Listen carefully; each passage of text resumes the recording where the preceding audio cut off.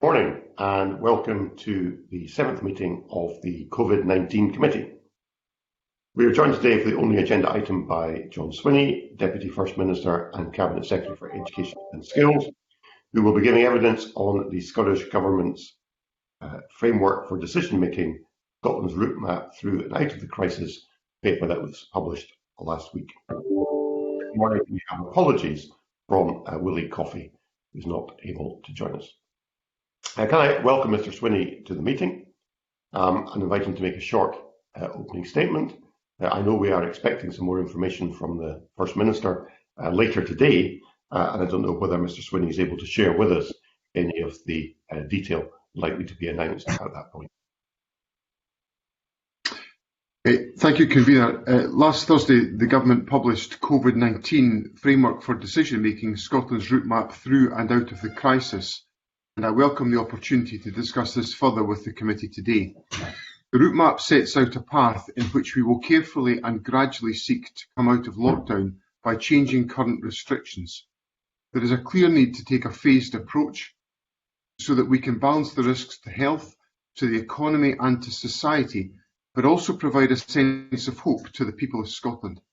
The 4 phases outlined in the route map cover 9 key aspects of our lives: seeing family and friends, travel and getting around, education and childcare, work, business and the economy, shopping and leisure, sport and culture, public gatherings and special occasions, communities and public services, and health and social care.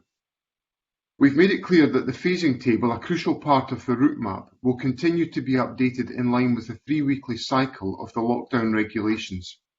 Today marks the next 3-weekly review deadline, and by law, we will have a decision to make on the continued necessity of the regulations and what this means for moving from the lockdown phase into phase 1. That decision will build on the considerations that went into the creation of the route map. Let me out the information we are taking into consideration to inform our decision-making process. The Scottish Government regularly receives updates on Scotland's R number. It is vital that we keep the R number below 1 and see the number of infectious people continue to fall. An increase beyond 1 would risk exponential growth in the number of cases, hospitalisation and deaths, causing very significant harm to Scotland's health, society and economy. That is why the Government is exercising such care and caution. The Scottish Government also monitors core national surveillance measures. This includes the number of COVID-19 cases, hospitalisation levels, ICU admissions and deaths. We will continue to monitor these core national measures to inform any future decisions. To progress from our current lockdown phase to phase 1, we will need to have seen evidence of transmission being controlled. This would include the R number being below 1 for at least 3 weeks and the number of infectious cases starting to decline. Evidence of transmission being controlled would also include a sustained fall in the supplementary measures outlined earlier of at least 3 weeks. Following the conclusion of this review, I will write to the committee later today to update the committee on the outcome and to outline the next steps, and these will be set out by the First Minister later today. I'm very happy to answer questions from the committee on this and any other issues in connection with the route map. Thank you, Mr. Swinney, for that introduction. I wonder if I can start off just by picking up the point that you talked about, the evidence base and the R number. Some committee members attended a briefing on the R number, I think it was last week, which was very helpful in assisting us trying to understand that. And the one takeaway that we could take from that was that there is a level of imprecision around the R number. It is on a scale, and is therefore difficult to be exact as to where exactly it sits now or at another point, or indeed where it sits in Scotland internally, in different parts of Scotland, or in relation to the rest of the UK. And I suppose what my question therefore is to what extent will decisions be taken by the Scottish Government based on the science as opposed to being political judgments? And what is the balance between these two factors? What I'd want to reassure you about, Convener, and I tried to cover this in my opening remarks, is that the R number represents one element of the decision making that we would undertake as we consider the evidence, because all of the observations you have made about the R number are fair observations. It is set within a range. It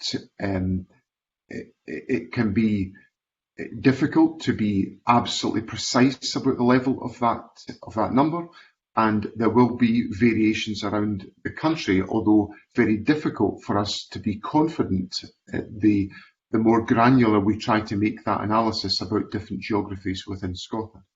So the R number is one element of the decision-making process, and we would need to see the R number being below 1, as I've set out in my remarks, for a sustained period before we could move from lockdown into phase 1.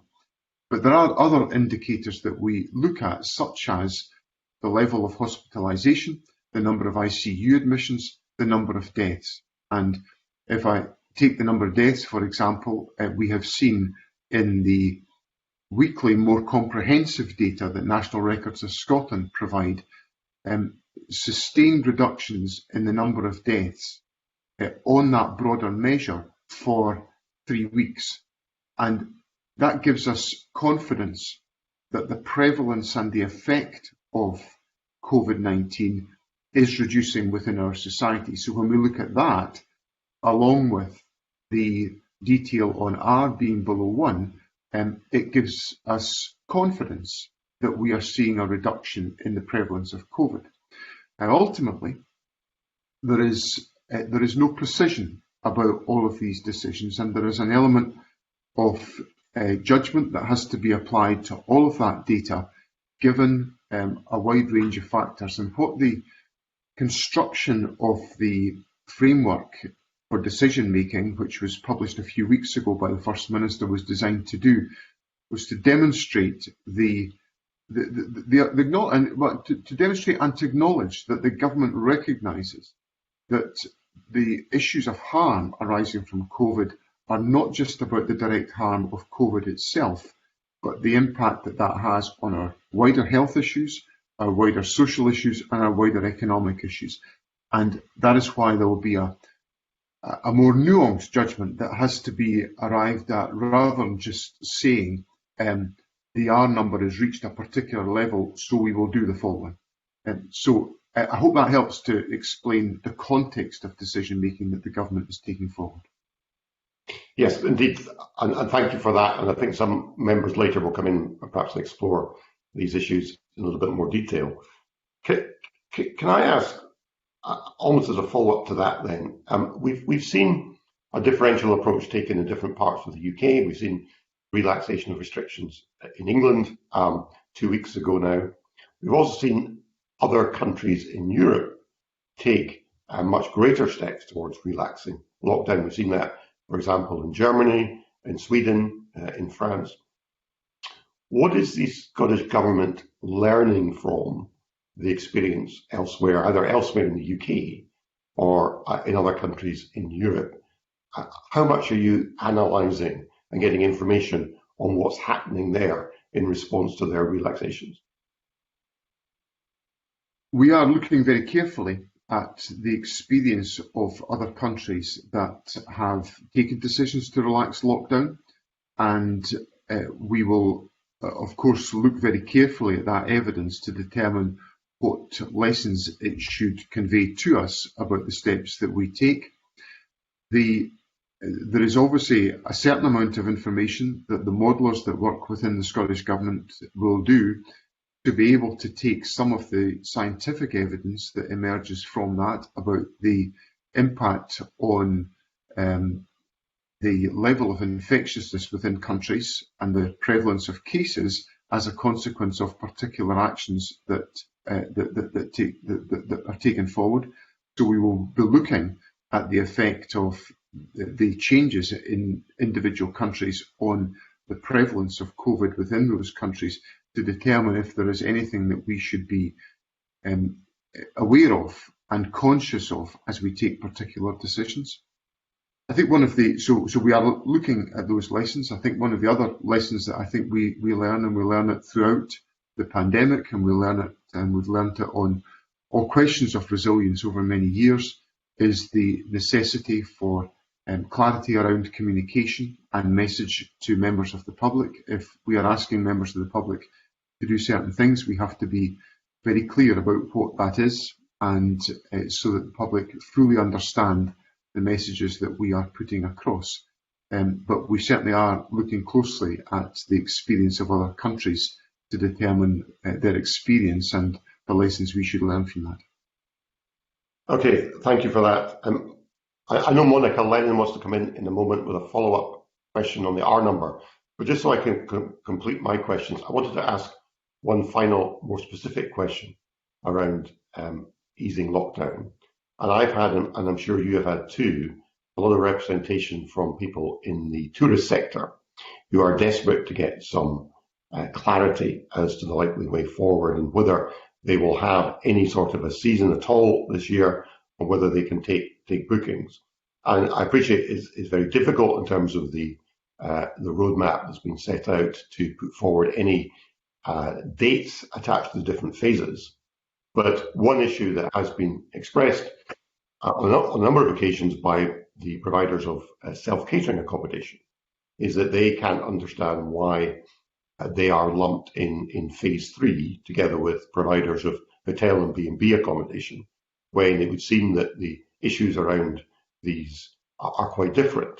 It would be quite possible to book a holiday cottage or a caravan or a holiday lodge and be able to socially isolate with members of your family in a way that wouldn't be possible within a hotel type accommodation.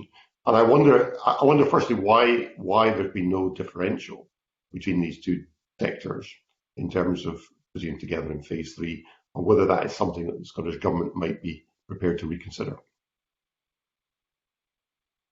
We've made clear, Kavita, that we will continue to look at the route map to determine whether or not all of the components within individual phases are in precisely the correct position in relation to the relaxation of lockdown.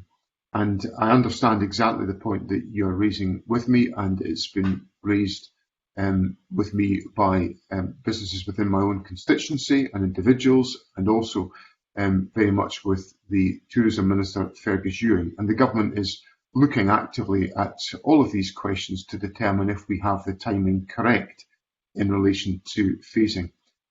One of the points which I think is important to remember is that in any opening of a sector, there is a certain amount of preparatory work that has to be undertaken to enable that to happen.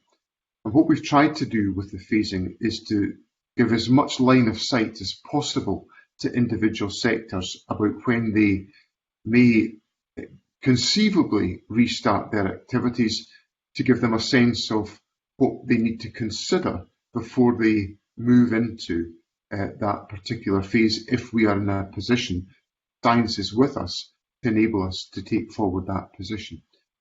So by setting the provisions that we've made in phase 3, that accommodation providers should be, we should be considering accommodation providers being available to open in that stage. We are taking an approach which recognises the fact that there has to be an appropriate staging of opening within our society, because we have to watch the cumulative impact of decisions that we take at different stages. And that's one of the key elements of the phasing process. We have to recognise that however valid the arguments are for individual phases to open of their own right within their own compartment, there is inevitably a cumulative effect of that on the danger of infectiousness within our society. So as a consequence, we have to be mindful of what sits alongside other changes. So our judgment was that the provisions on accommodation providers were correct in phase 3 because of those relative and cumulative factors. But as I say, the Government will look very carefully at all of these questions as we move forward. Okay, thank you very much. I'm going to bring in Monica Lennon, who's got a supplementary on the R number. Thank you very much, Convener. Good morning, Deputy First Minister. But that was a really helpful explanation that you gave the Convener, and thank you for arranging the briefing with the Chief Statistician for the committee last week. It was very helpful. So you're saying that R is one element of decision making, and we know it's set within a range at the moment, somewhere between 0.7 and 1. And it's difficult to be absolutely precise, but I just wanted to get some clarification, because in the document it's very specific that to move between phases, R needs to be below 1. Can I just ask what would happen in a situation where the range was believed to be between 0.8 and 1.1 for the purposes of decision making? Would a range of 0.8 to 1.1 be classed as over 1? I think Monica Lennon will appreciate that the question is a somewhat hypothetical question, but it's a not unreasonable hypothetical question, if I can put it that way. So I will, if I was undertaking a media interview, I'd probably say I don't answer hypothetical questions, but this is a parliamentary committee, so I'll and I accept the premise of the question. I think if we saw the range moving from 0.7 to 1 to 0.8 to 1.1, I think we'd be exercising a bit more caution. And if I then put that in the context of the answer I gave to the convener in response to his first question, the R number is not the only factor that we are looking at. We are looking at ICU admissions, we're looking at levels of hospitalisations, we're looking at the level of deaths, we're looking at the level of cases. So if we, for example, had the R number going in the direction that Monica Lennon has put to me, but every other indicator moving in the opposite direction, I think we'd be looking at that with care, but we might not take an abrupt decision. But if some of the other indicators then in a subsequent week moved in the opposite direction, I think we'd be looking at cumulative pressure to say we need to apply more measures, to apply further lockdown than we have at that stage.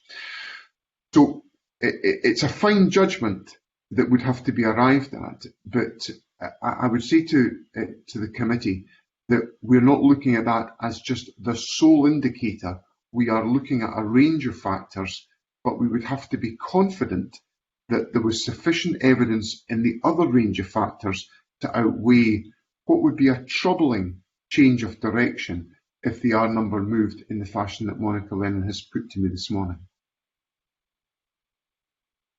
Okay, thank you, Monica. Does that answer your question? Right, I'm not seeing Monica. Good answer, thank you. I was muted, but thank you. Yes.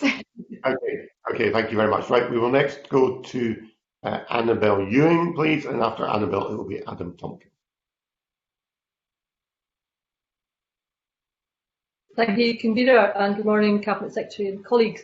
I've got a substantive question in terms of the route map, and has been an issue that has been raised with me as a constituency MSP, and that is specifically, I guess, very much looking to the first phase and maybe the second phase. What would be the position of the vulnerable group? So that's the group, obviously, that fell out with the definitions of those in the shielded group, but nonetheless, quite a bit of support has been made available helpfully to this group. And there's just some questions now coming to me as to what then will be positioned for them if we move to the first phase. We accept that we are in a situation where for the shielding and the vulnerable groups that we've identified, if we use those points of terminology, there will be a need for ongoing support to be available when we move out of certain phases, and also when we get to the period where formally, and I appreciate this wasn't the question that Annabel Ewing put to me, but when the formal period of shielding comes to an end as prescribed by the Chief Medical Officer. So there will be a need for ongoing support to be put in place there. There will also be a need for a very sensitive judgment to be applied about the nature of the advice that is given to people who will be in the group that Annabel Ewing raises with me. I've certainly seen quite a bit of correspondence and communication from members of the public who are in what I might call for shorthand the flu jab category, people who are over 70 who are entitled to get the flu jab and who we think need to take extra care to avoid contracting COVID. Obviously, as we relax measures, those individuals will want to be part of the relaxation of those measures within society. And I completely understand that. I think what is important is that we get the messaging correct to those individuals about how they should exercise the greatest degree of care and protection as they potentially participate in a more relaxed situation beyond lockdown. So I think there's a very careful balance to be struck there in relation to the advice that is given to individuals as opposed to the instruction that is given to individuals. And I would accept that under lockdown, a very clear instruction has been given to people, whereas as we relax lockdown, we inevitably get into a phase where individuals will have to exercise more individual judgment about what they want to do and how much protection they want to put in place for their own circumstances. And I think we need to inform that discussion actively for members of the public, and that's what government communication is designed to do. I think the Cabinet Secretary will answer that's very helpful to know, certainly that for those who feel they may still need to rely on that bit of extra support in terms of the vulnerable group, that would be there for them if that is what they feel they need. And also equally good to know that for those who feel that that's not for them, they can perhaps make other choices, mindful of guidance that will be in place. Can I just take this opportunity then to ask as well about the shielded group? I understand that the matter is under review. Can the Cabinet Secretary clarify when people in the shielded group will have further clarity on the next step for them? We will make further guidance available to those in the shielded group before the conclusion of the 12-week period that was set out by the Chief Medical Officer. I think the exact date of that falls on the 18th of June, so in advance of that date, we will make clear further guidance to the shielded grouping. We are actively looking at those questions just now. I'm not in a position today to confirm to the committee exactly what those arrangements will be, but I will, of course, in the light of this exchange, inform the committee about the steps that we're taking to ensure that the committee has the opportunity to consider all of those issues and their implications. Okay, and Kabina, one last question, if I may, a big question. Just really picking up on the points the Cabinet Secretary was making in his first answer to me. What I'm finding as a constituency MSP is now a lot of people are coming to me to be the judge. You know, can I now do this on X date? And obviously, not least as a lawyer by trade, I'm not really, feeling that that's my role in life. But I think it raises an important point, and the Cabinet Secretary was talking about moving to guidance rather than instruction, and the importance, therefore, of a clear communication from the government. And it was just really to make the point that really is now getting crucially important, because people have to recognise that they have to look at the information and then make a judgment, I think, on the particular facts and circumstances of their case. Perhaps the Cabinet Secretary could just confirm that my understanding of that is correct. I understand the dilemma, and I see it in my own mailbox on a daily basis, where members of constituents of mine and members of the public around the country will come to me with exactly those type of questions about what they should do in certain circumstances. And we are moving into a phase where individuals will have to exercise a great deal more judgment about what is appropriate and and considered to be steps that they take. And the importance, what the government's role in that is to be as clear as we possibly can be in our communication of these messages in every respect in which that is undertaken, whether that's through the direct public information advertising that the government undertakes, and we have undertaken a significant amount of that during COVID, or whether that's in the statements that ministers make either through the First Minister's briefing on a daily basis or in statements to Parliament and in other forums. So the clarity of communication and the clarity of messaging is very important. When we were producing the route map, we looked with great care to ensure that what we were setting out was able to be clearly understood by members of the public. But if I look, for example, at the issues that we are wrestling with in relation to the movement from lockdown to phase one, even within the headline information that the government has provided in the route map, which I think was very clear and is our best endeavour to make it clear, when you then begin to develop that into a greater degree of detail, there are a whole host of other issues that emerge upon which we have to give clarity. So we then get into the situation where there is really a very significant amount of detail that needs to be communicated around particular changes. And that therefore requires members of the public to engage actively in making an informed judgment about what they should undertake. And I don't underestimate the challenge that that will be for individuals who frankly want to get on with their lives. But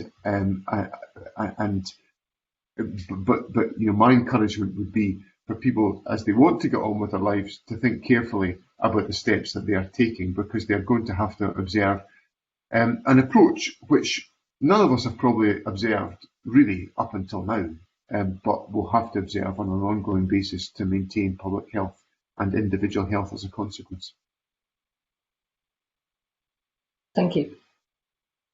Thank you to Annabel Ewing. Yes, I'm sure we've all had the experience of getting lots of questions from constituents asking us precisely what they can do in a certain set of circumstances. I'll move on to Adam Tompkins, please, and after Adam it will be Shona Robson. Thank you, convener. Good morning, everyone. Good morning, Cabinet Secretary. I want to pursue this theme a bit more that Annabel Ewing has started to explore with you, Mr. Swinney, about the relationship as we begin to take tentative steps out of lockdown between rules and discretion. That's to say, between what we legislate for and what we leave to individual choice and judgment. And what you're very clearly saying, I think, in response to Annabel's questions, is that as we went into lockdown, we legislated for practically everything, leaving very little for individual judgment. We were very prescriptive about not leaving home without reasonable excuse, and we were very prescriptive about what those reasonable excuses were. They're all listed in the regulations which we as a Parliament made. And I think what you've just done is you've confirmed what I was going to ask you about, which was, as I read the various government documents that you've published this week and last, exiting lockdown is going to be more complicated than that. Rules and legislation won't be able to cover everything, and there will be more room left for individuals to exercise their own judgment. So given that that is, I think, a shared understanding now of the landscape, let me ask you this about it. What role do we have as parliamentarians? What role do the MSPs have if we move more of the key communications out of regulations, which Parliament makes, and put them into government guidance, which Parliament has no role in making? Is it not an inevitable consequence of this that we're cutting Parliament out of the loop here in a very important way?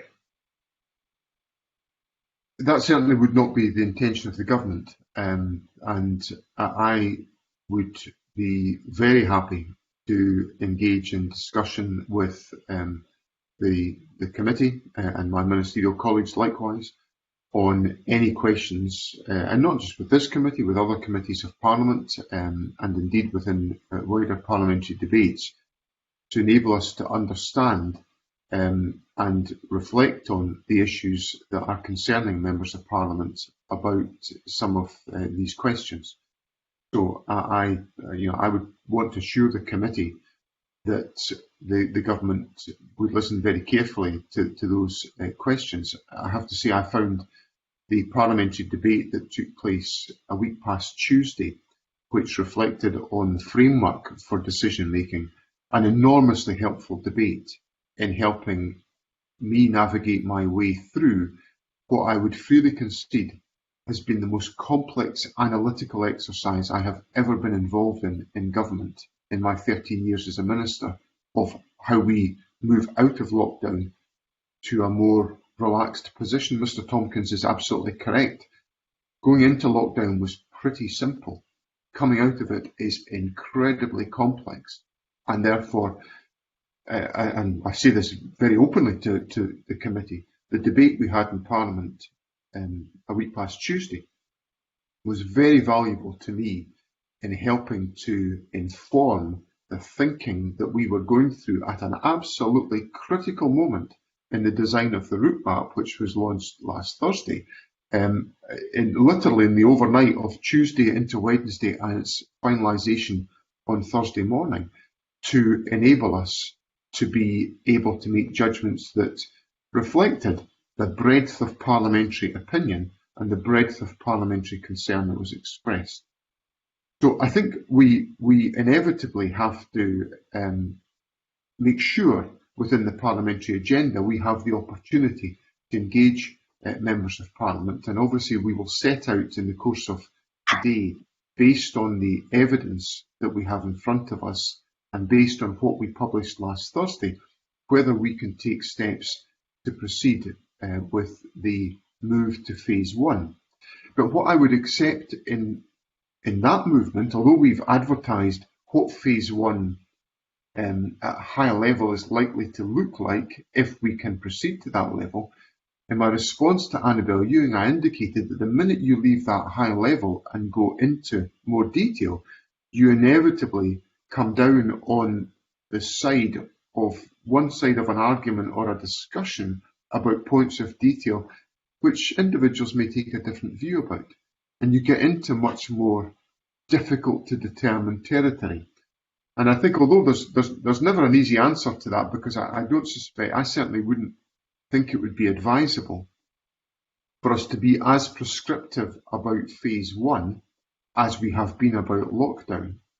And I doubt Adam Tompkins would take that view either, but we have to be open to a wide discussion about those issues and reflect on them as a consequence of the decisions we take. The final point I would make in this answer is that although we are leaving lockdown, I would want to reiterate to the committee that there will still be many aspects of the strategic requirements of lockdown still in place in phase one. I accept that the further we go through this process, the less that will be the case. But certainly for phase one, one of the key elements of that will still be saying to members of the public, fundamentally, staying at home will be the best thing to do. There are likely to be a greater degree of reasons why it will be conceivable for you to leave home, but staying at home would be the fundamental anchor of the messages in phase one. I thank the Cabinet Secretary for that answer, and I completely agree with him about the value and quality of the parliamentary debate that we had. Was it only a week last Tuesday? It feels longer ago than that to me, but whenever it was, I think that was an extremely valuable debate. And I think everybody who spoke in it was moved and affected by what they heard in that debate.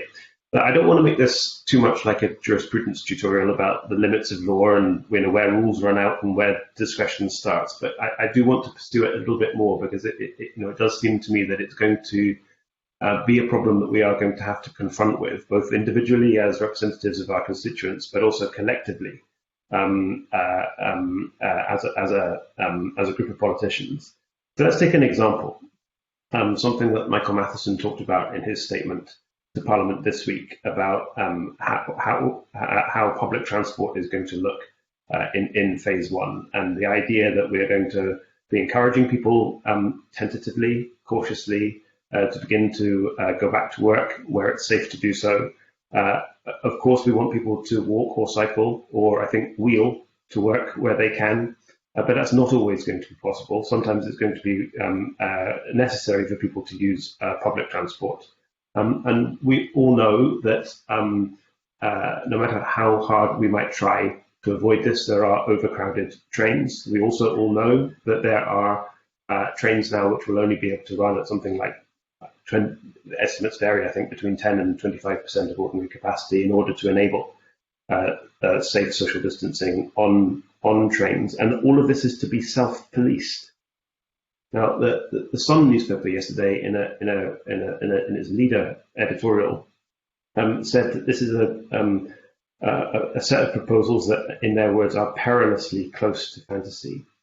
And this is what I'm really worrying about at the moment, Mr. Swinney. How do we safely take steps forward that leave this much discretion to individual choice and behaviour when people, I mean most people, have got very used very quickly in the course of the last 2 months to living their lives by reference to a really clear and prescriptive set of rules. Suddenly releasing that degree of individual choice and autonomy back into society is, I think, something which we need to think very carefully about. So let's just take the self-policing at railway stations as an example of how the government thinks that we can navigate our way through this. I think the starting point to the answer of what I acknowledge is a legitimate and complex question is where I closed my last answer, which is the fact that as we move from lockdown to phase one, we are most definitely not moving into a free-for-all. So we will be maintaining some of the very strong elements of constraint that are in lockdown. So fundamentally, stay at home, work from home, only go out if you've got a really, really good reason, and we still will specify what are those good reasons.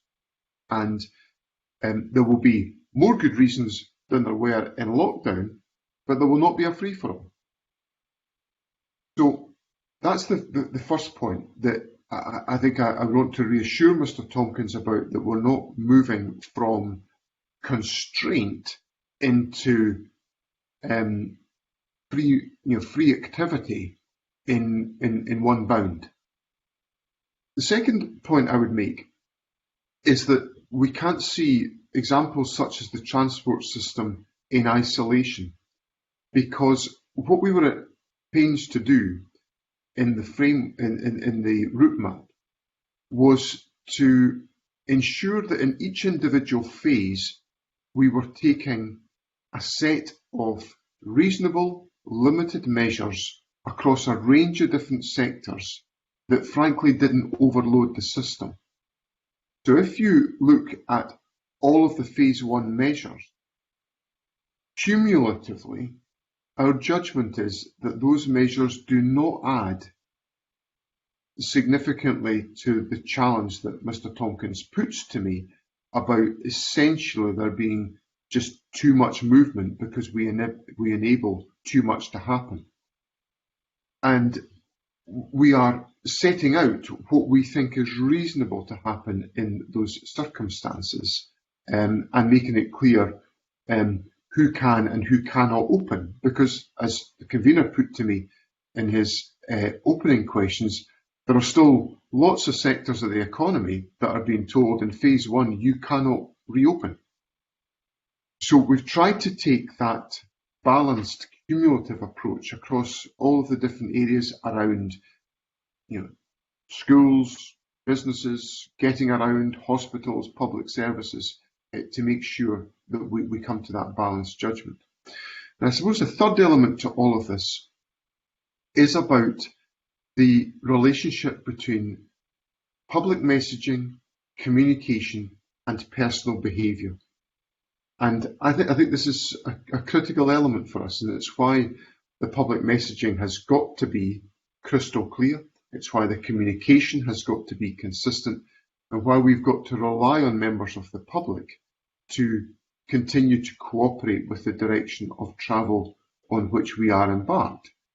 I accept that if the message in lockdown is only leave home if you have one of a very, very small number of very good reasons to do so, that is an easier message to secure public compliance and adherence with, to a message which enables a bit more freedom for individuals. But what we have to encourage people to do is, at the heart of the government's messaging, is to think about the implications for themselves of not complying with the direction of travel in which we are setting out, because if they don't comply, then we'll be back here, as I answer Monica Lennon, reapplying more constraints, and we'll be dealing with a deeper health crisis within our society than we have already dealt with over the last 10 weeks or so. Okay, thank you. Thank you, Adam Tompkins. Stuart Stevenson has got a follow-up to ask here, please. Thank you, Convener. Just to pick up fairly briefly on the points that have been covered, we've got to recognise, it seems to me, Deputy First Minister, the leadership role that all elected representatives have in how we use the privileges that are returned back to us in a responsible way in all the circumstances. While we make individual decisions, I wonder if in particular we should extend our briefings and so on to the 1,200 or so local councillors we have across Scotland, so that we all, not just MSPs, but all elected representatives who will be seen as exercising some leadership in the local communities, have the best possible opportunity to set good examples for the public and avoid setting bad examples. Now, I don't say this in any sense because of what the press might say. I'm quite indifferent to that. It's much more about local personal examples. So can the government help all elected representatives to understand that not everything the law might end up permitting is wise when you consider the leadership role we've all been given in our communities? I certainly accept, Convener, the importance of ensuring good quality communication to a range of interested parties. The government works very closely with local authorities on how we take forward all of the measures that have been part of the COVID response. We have involved COSLA and the Society of Local Authority Chief Executives, and from my portfolio perspective, the Directors of Education very closely in our work. And I would hope that through those networks, communication has been disseminated to members of local authorities, elected members of local authorities who will have an influential local leadership role. I'll certainly reflect on the point that Mr Stevenson has put to me. I think it's important that all elected members are briefed on the importance of the issues that we are addressing, and if there is a way in which that can be strengthened, I'll certainly give consideration to that. Okay, thank you. Just before I bring in Shona Robson, I wonder if I can ask a brief follow-up to Adam Tompkins' questions. Given that the lockdown arrangements are enshrined in regulation, if we get an announcement today from the First Minister about certain relaxations, will the government be bringing forward amending regulations? And if so, when can we expect to see these? There may well be amending regulations that are required to be brought forward, and obviously that will depend on the contents of the Minister's statement today. Okay, thank you. Okay, I'll bring in Shona Robson, and after Shona, it's Beatrice Wishart. Good morning, Deputy First Minister. I just want to continue with the theme around the clarity of messaging to the public. Assuming that there are some changes announced later today, that will be alongside a pretty major change today of the launch of Test and Protect, which has quite a lot of complex information contained within it as well. So today, potentially, you're trying to communicate a lot of quite complex information all at the same time. So how is the Scottish Government going to distill that down into simple, bite-sized pieces of information so that people don't feel overwhelmed by all of that information coming out at the same time? Convener, I have considerable sympathy with the point that Shona Robertson puts to me. I listened yesterday to what was a very, very good, clear, but I have to say, inevitably complex explanation of how Test and Protect operates, given by Professor Jason Leach on Good Morning Scotland. And it was a really deep, well-constructed explanation of Test and Protect, but it was still complicated because contact tracing is complicated. And what my takeaway from that was I'm going to continue to follow all of the directions that are set out to me, that I'm going to maintain my 2 meters of physical distancing. I'm going to follow the guidance on hand washing and cough etiquette, and I'm going to try everything I possibly can do to avoid coming into contact in any shape or form with COVID, because the implications of contact tracing are, well, very complex and quite difficult to navigate.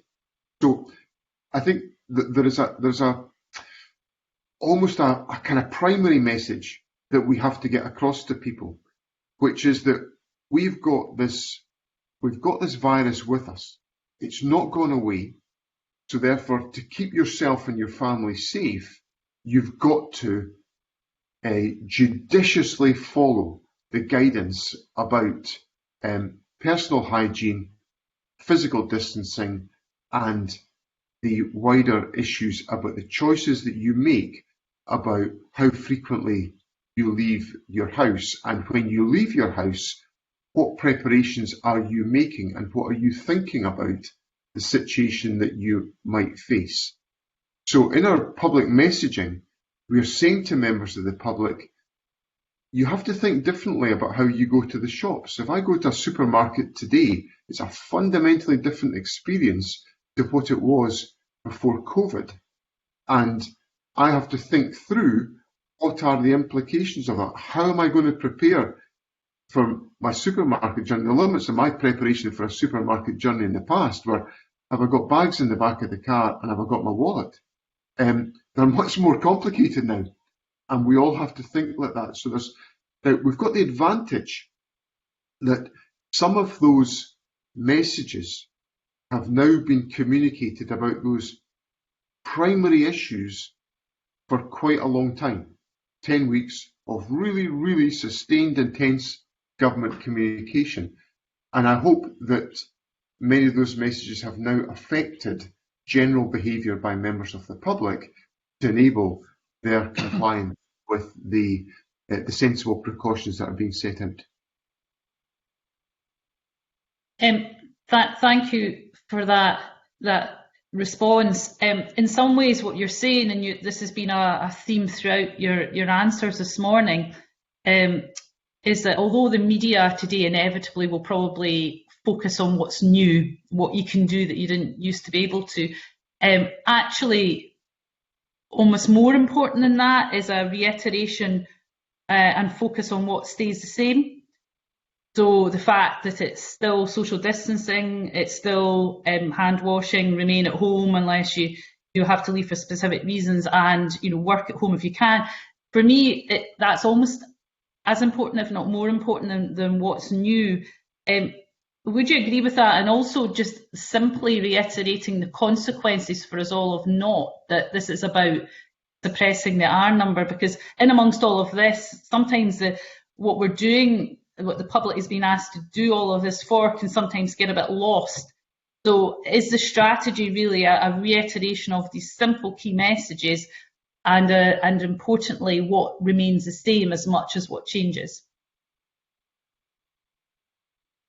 Yes, there's an absolute requirement for us to maintain the rigour of social distancing, of hand washing, of cough etiquette, and of considering whether or not the activities we take forward outside our own homes are absolutely required. And we have to get across a message to people. And that's been the core of the message for the last 10 weeks.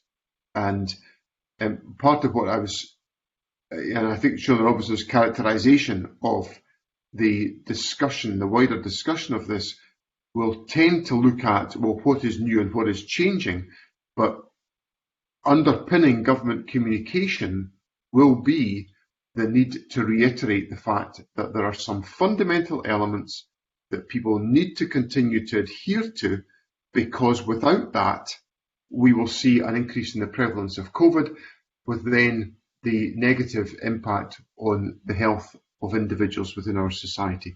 And that's what we are trying to avoid in all that we are doing.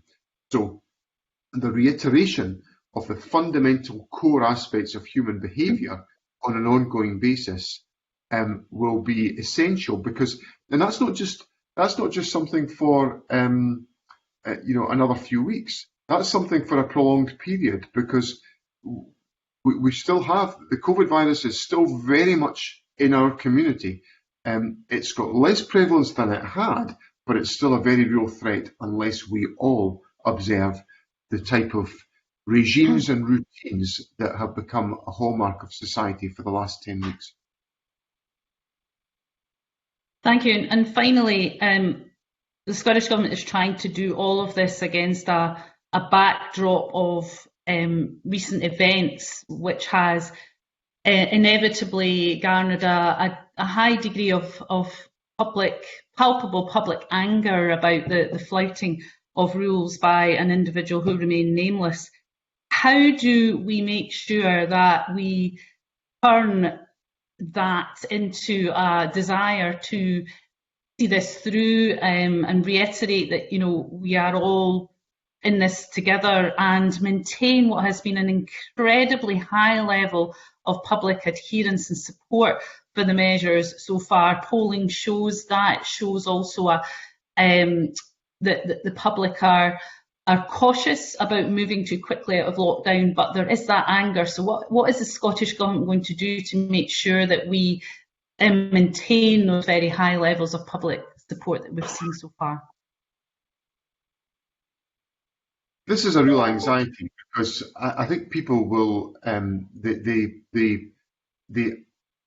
anger that people feel about the issues that have dominated the news headlines over the last now nearly a week, I think is potentially very damaging to the question of public compliance, because members of the public may well think, well, if one person can do that, why should I be following what the government is saying? And I would simply say to members of the public, it's reiterated in all of the government's communications, encourage members of the public to follow the guidance, because it is the best thing to do to protect families and to protect individual health and to protect general community public health. So we simply have to acknowledge that is it's likely to be a factor that's going to be in people's minds, and we need to make sure our communication is crystal clear of what we are asking people to do and what we hope they will do. And I think it also has to be set within the context of an appreciation of the fact that, to an absolutely extraordinary degree, members of the public have contributed to the public good as a consequence of how they have acted and how they have responded to this challenge. And the First Minister on a daily basis, and other ministers, I do this on a regular basis, I did it in my statement to Parliament on Tuesday in relation to education, thank members of the public for their compliance with this approach, because it's undoubtedly saved many thousands of lives in our community.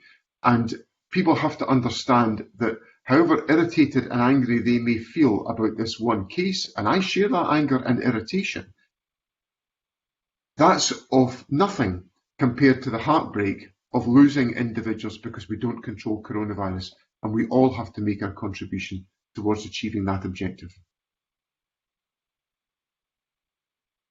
Okay, thank you very much, Shona. I'll bring in Beatrice Wishart, please, and after Beatrice it'll be Ross Greer. Thank you, Convener, and good morning, Deputy First Minister. I'd like to ask about local lockdowns. On Tuesday, Matt Hancock said there would be local lockdowns to respond to local outbreaks of the virus, and this would be to deal with specific flare-ups once the restrictions in the rest of the country are released. So can I ask what, on page 26 of the route map document, there's reference to additional local measures. Can I ask what that means? And are local lockdowns something that will also happen in Scotland? One of the important aspects of the move from lockdown into phase one is the availability of an effective capacity in relation to test, trace, isolate and support, the test and protect strategy that the government has set out. And that capacity is now available for us to be able to, as we see the level of the virus reducing within our society, be able to address particular examples where the virus, when individual tests positive for the virus, and then to begin to essentially address the contacts that individual has had. Now, that task will be a great deal easier if people follow the social distancing and other precautions that I've talked about. Because if people are observing the 2 metre physical distancing and are not spending a time indoors where they shouldn't be, in other households and that type of thing, you will have much less of a caseload to try to contact and to deal with, and it'll be much less disruptive in society because people will not have had the contacts that will come up in the contact tracing system. So if people follow the general rules, if I call it those, then we will, although individuals may contract the virus, we will have much less containment to undertake in the first place. Now, there is the possibility, of course, that there can be the development of a particularly intense local cluster. And in those circumstances, we would take public health advice, as we would do in any circumstance, about what are the right measures to take to try to control that. Now, we've not been prescriptive about that. We've simply reinforced what is an existing part of our public health approach within Scotland, which is to be mindful and aware of the need to take measures at local level where there may be an outbreak of a particular problem, and to require certain steps to be taken in individual localities. So that will reflect the circumstances that we face and the public health advice that emerges given the nature of any outbreak or cluster that may emerge within any individual locality. So if such a scenario arises, then it would be on the government would take advice on the public health information available. Is that what you're saying? Yes, that's exactly what I'm saying. Okay, and so there's obviously people who will be travelling into an area for work, caring purposes, and a whole host of other reasons. So if a local lockdown was in place, how would that be communicated to everyone who would need to know? And what, in terms of travel, what would be deemed legitimate travel, or would there simply be no travel? We're getting here into the realms of hypothetical situations, which I'm perhaps not best placed to respond to. But what we would do is essentially follow the guidance that came from public health advisors about the nature of a particular outbreak. But I stress, if people follow the general rules on physical distancing, on cough etiquette, on self-isolation with symptoms, and as we pursue the contact tracing approach, we have the many opportunities to try to suppress any further development of the virus, and to ensure that we don't have to take any of the further measures that Beatrice Wishart is raising with me, to avoid what I would accept would be wider community disruption, which is obviously something we're now trying to relax, which is a widely shared objective. Yeah. Thank you for that, Deputy First Minister. Okay, thank you to Beatrice Wishart. We'll now go to Ross Greer, please. After Ross, it'll be Monica Lennon. Thank you, Convener. Deputy First Minister, I'd like to ask about the isolation element of the contact tracing system in particular. The system is going to be very reliant on people voluntarily cooperating if they're contacted by one of the tracers and informed that they need to self-isolate. And the First Minister made reference yesterday in First Minister's questions about potential accommodation. Obviously, that there will be a significant number of people for whom self-isolating in their own home for a variety of circumstances won't be possible, and they may require accommodation elsewhere. But the phrase the First Minister used yesterday was that accommodation could be provided for them in extremis. And I'm just looking for clarity from yourself. That to me gave an indication that the contact tracer themselves wouldn't necessarily be able to immediately do that there might be some kind of bureaucratic hurdle to it. Given the urgency, the speed that is required to get someone into self-isolation in these circumstances, would you be able to confirm if the contact tracers themselves will be empowered to arrange accommodation for those that they are requesting self-isolate? I'm not in a position to say whether individual contact tracers would be empowered, but the contact tracing system must give consideration to whether there is a requirement for such approaches to take place.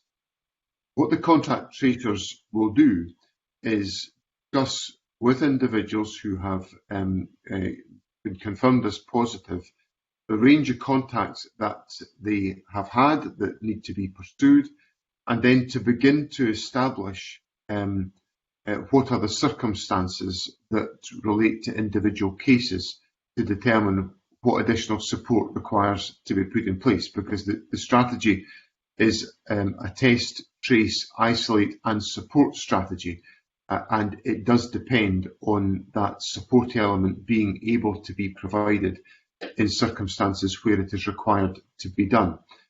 So the system will provide for that. What the roles and responsibilities and levels of empowerment of individual contact tracers are is an issue I can't give a definitive position on today, but the system must be capable of undertaking such support.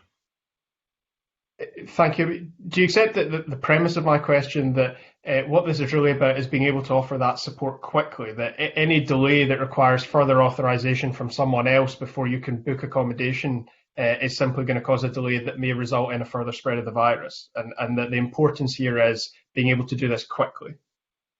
Yes, I understand that point, yes, of course. Thanks. And moving on to the second element of this, I suppose if you're identifying the three things that people need if they're going to self-isolate is accommodation, food, and some security around their income. So two brief questions around food and income. The government at all levels have been relying quite heavily, certainly in the first few weeks of this crisis, on voluntary organisations, the third sector and local mutual aid groups, which is very understandable. I've got an ad hoc group in my community that came together very quickly and are now in the position of having statutory services make referrals to them. Now, they're happy to help wherever they can, but this is in a period where we are all in lockdown and a substantial number of people have the time and the capacity to be able to do this. The test, trace and isolate system that will be brought in now is much longer term and will be in place when hopefully most people are able to go back to work and return to their normal lives. So I'm wondering what assessment the government has made around the ability to support, specifically in relation to food and essential supplies, to support those who go into self-isolation, and whether there will be a continued reliance on the third sector and informal mutual aid groups. What assessment's being made of long-term capacity there?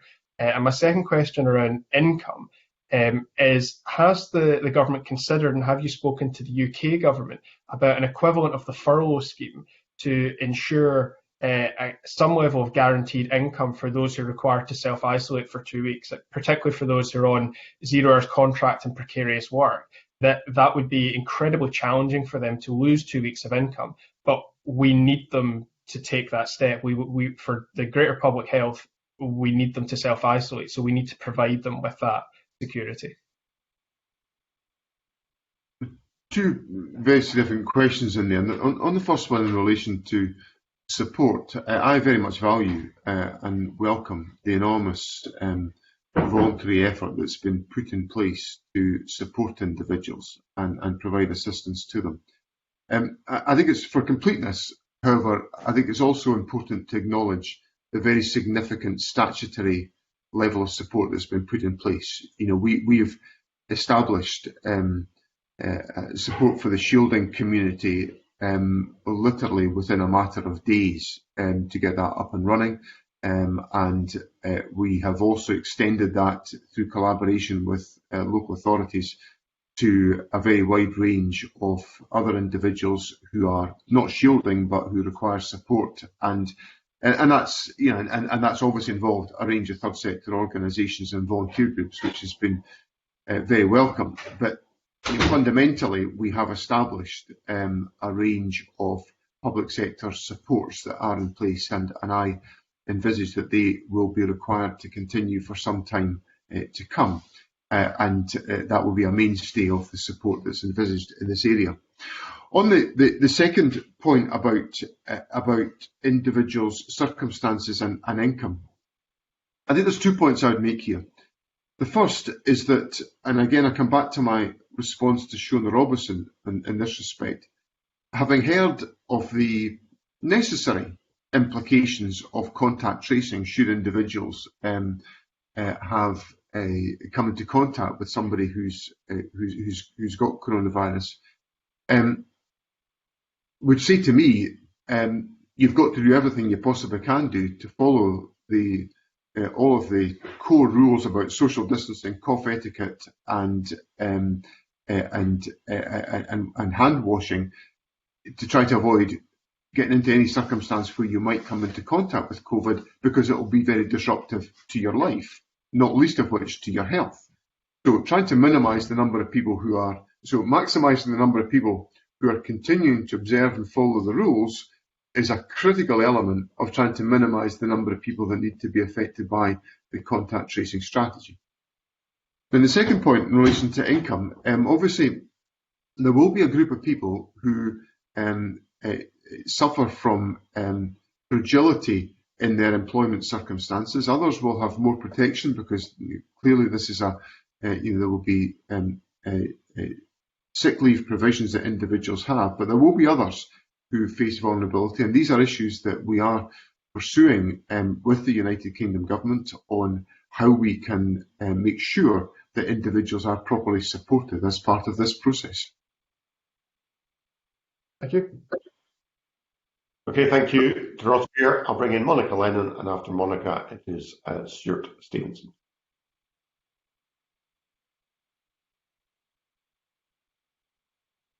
Thank you, Convener. Hello again, Deputy First Minister. At the start, Mr Swinney, in your opening remarks, you rightly set out that the government needs to balance a number of risks, but you also said that the plan that's been set out is also about giving hope to the people of Scotland, and I think that is really important for all of us. So I wanted to ask some questions about the remobilisation of NHS services, because we know that lockdown measures haven't had an equal impact on everyone. And I wanted to ask in particular about patients who rely on chronic pain services, because I looked in the route map, and I don't think it's until phase 2 that we could see the reintroduction of pain management, chronic disease management. And I'm a member of the chronic pain cross-party group, and we've had a meeting recently, and there's some real worrying psychological consequences of people not getting treatment right now. So I just wondered if you could elaborate a bit more on why that would be at phase 2. Is there any opportunity to bring that forward? Because we've heard evidence from some members of the cross-party group of chronic pain patients paying for private treatment at the moment for infusions, and some have travelled to England where treatment is available. So if you could say more about that, and I wondered if you were able to look at the evidence the committee took on the 7th of May from Professor Linda Bald and Sir Harry Burns, and in particular what Professor Bald said about cancer screening, which we know is a real lifesaver, and we've got an excellent programme in Scotland. Are you able to say, based on Professor Bald's evidence, if there's some good news on that front coming soon? Kavina, the issues that Monica Lennon raises are very serious issues, and part of what we have always acknowledged as a government is that, and this was at the heart of the framework document the First Minister set out a number of weeks ago, was the importance of recognising the 4 harms, and that there was, yes, there's a very direct health harm from COVID, but there's an indirect health harm, which is all of those patients who are not getting the treatment that they need to support them at this particular time. And the issues around cancer care are particularly anxious, but the chronic pain sufferers are exactly as significant. So what we acknowledge is the significance of that issue, and we have set out some gradual steps that will enable us to reactivate the health service.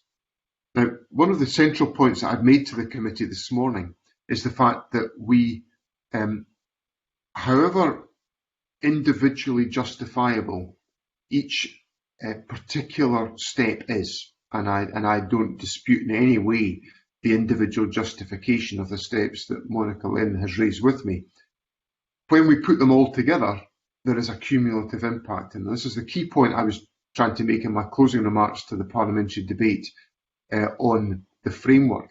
There is inevitably a cumulative impact of different steps coming together, which potentially have an effect on the level of activity within society and therefore the danger of infectiousness. So we've set out a measured approach. We will, of course, keep under review the contents of individual phases to see if there are services that we can advance at any earlier stage. The Health Secretary is very anxious to make as much and as early progress to restart services as is possible, but that has to be undertaken within the context of what the health service can manage to deliver, given the pressures that it faces over COVID and the wider implications of this level of activity within society. So I do assure Monica Lennon that these issues are kept very much under review and will be so as part of the development of the route map in the period going forward.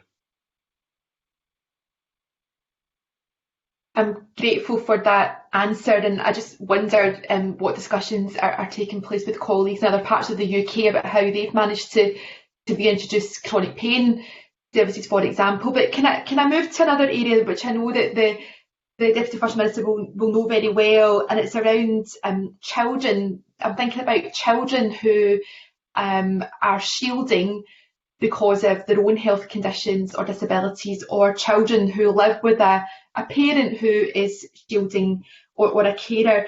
And I just wondered, I've not been close to these issues, but it's been raised by a number of constituents in terms of the educational needs of children with disabilities or additional support needs. And for some children who are in the transition phase of going into P1 or going to P7, some of them might physically be in school in June. What's the situation for children with disabilities and children with additional support needs, Mr. Swinney? And also for children who live with a parent who is shielding, what could a return to school look like for those children? Yeah, I think these are significant issues, and what we've said throughout the crisis is the importance of schools and local authority services maintaining contact and support to individuals who require that support more than others as part of the general delivery of education. So, I look closely at data on a weekly basis about the level of contact that local authority staff are having with vulnerable young children. And I have to say, the local authorities have maintained a very strong performance in contacting particularly young people who have child protection issues. So there's been an effort to make sure that contact has been in place to be assured of their security and their safety. And individual schools are best placed to make a judgment about what support individual pupils will need. They know their pupils and they know them well. And for young people with additional support needs, that's ever more important to make sure that schools are empowered to have that direct contact and communication with individual young people who require that support. And I'm pretty confident that has been ongoing throughout this situation, and will be as we begin to see the steady return of formal education services.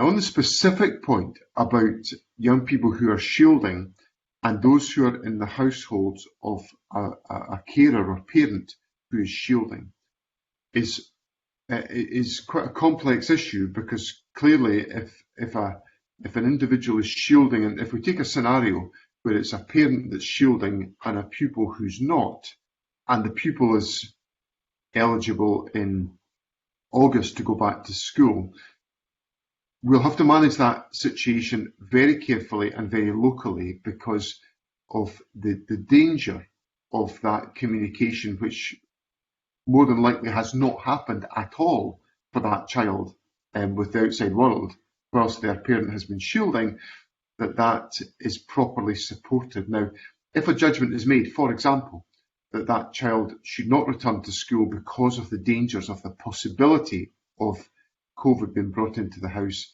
then educational support will have to be available to that child in their home to enable them to sustain their learning. Now, that will obviously be a minority of cases of pupils around the country, but we have to make sure every individual case is properly and fully addressed. Thank you. If I could just finish up by asking a little bit more about those children who do have complex support needs and disabilities, who, before COVID, might have been picked up by a school bus to be taken to an ASN base. When they're in the school, they might require, one-to-one care, or sometimes two members of staff to help with personal care, medication, lifting the child, and so on. I know I don't want to put a hypothetical, but if we get to the point in August when children are returning to school, what guidance will be available in advance for parents, carers, children and staff for those situations? Because I know that some parents fear that their children face quite a long period of isolation. And we've touched on the other impacts of COVID in terms of people's mental health and well-being. So again, are you able to say anything more about what guidance might emerge for people in those situations? This has been a critical issue that's been worked on by the Education Recovery Group and the various work streams that are part of that. There's been 10 work streams looking at a lot of very detailed, complex issues. I won't begin to start a conversation about school transport because it's one of the most complex subjects on the planet, I think. So all of these questions have been wrestled with in the work streams of the Education Recovery Group, and what Parliament saw last week was I suppose, the high level description of how the education system will resume. Beneath that, there is a need for very substantial amounts of guidance to advance those issues. I'm expecting that guidance to be published very shortly. It may even be published later on today, and that will give, I hope, the clarity that Monica Lennon-Fairley asks of me. One of the critical elements about the resumption of formal schooling, and this has been absolutely central to my thinking, is that people have got to feel safe. I know it's important that kids are at school. I subscribe to that, but people have got to feel, everyone's got to feel safe. Staff, parents, pupils, everyone's got to feel safe. So we've got to have a safe regime put in place. Our schools, I think, have a really strong reputation as being places of safety for most children, and I know that teachers and head teachers are determined to make schools places of safety for children and young people, and that challenge is going to be more difficult in August, and much more difficult than it was before lockdown, but we have to make sure that we have the guidance will be in place to enable that to be the case, and it's then our educational practitioners and other staff got to make sure that's a reality on the ground.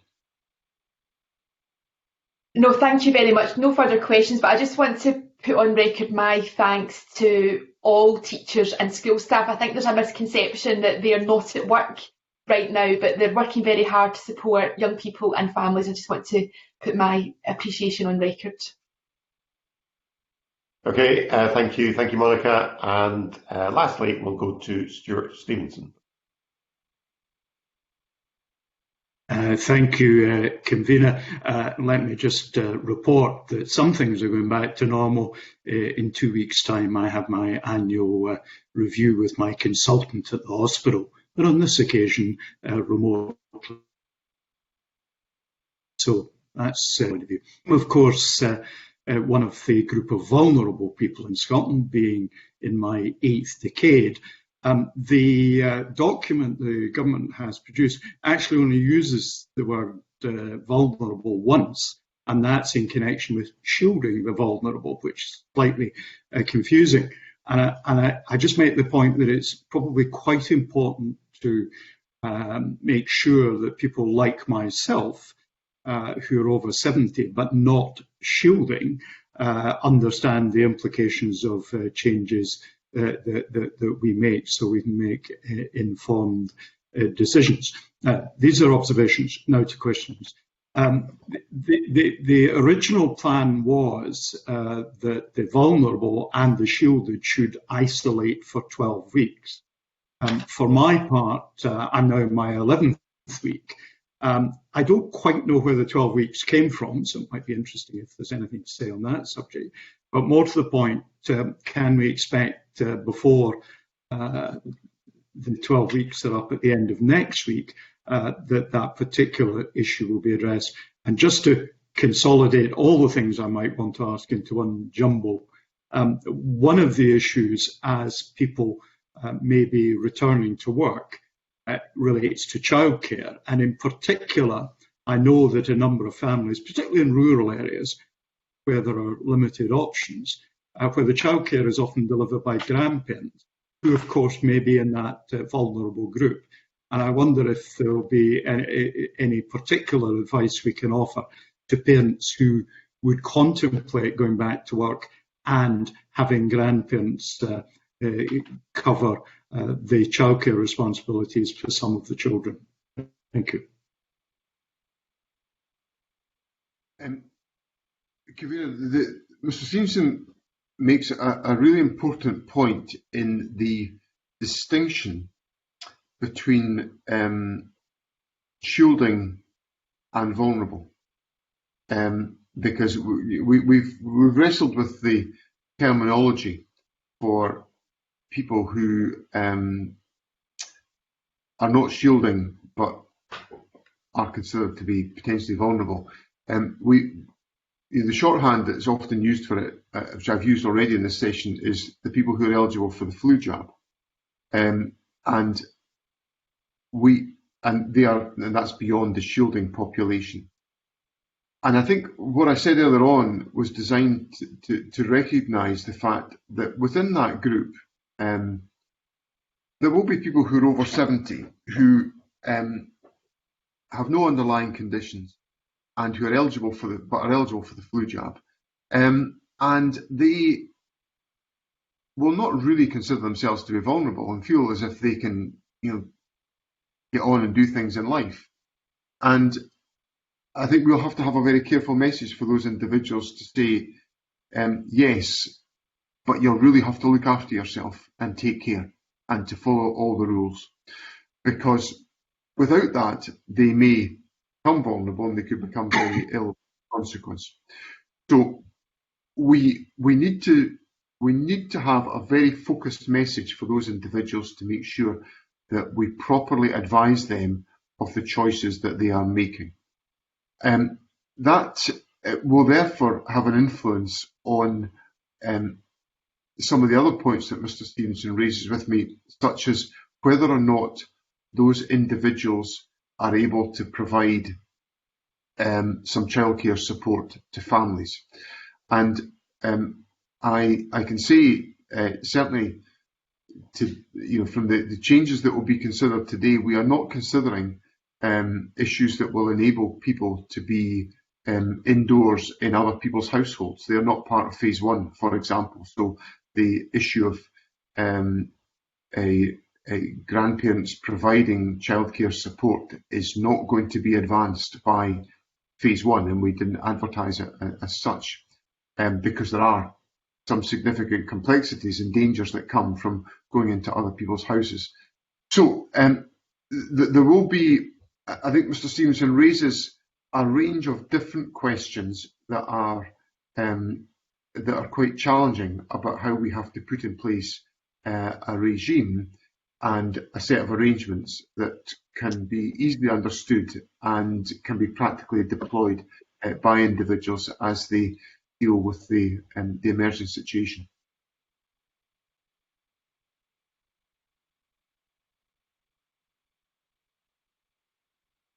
Mr. Stevenson, you want to come back in? No, thanks, Convener. I think that covers it.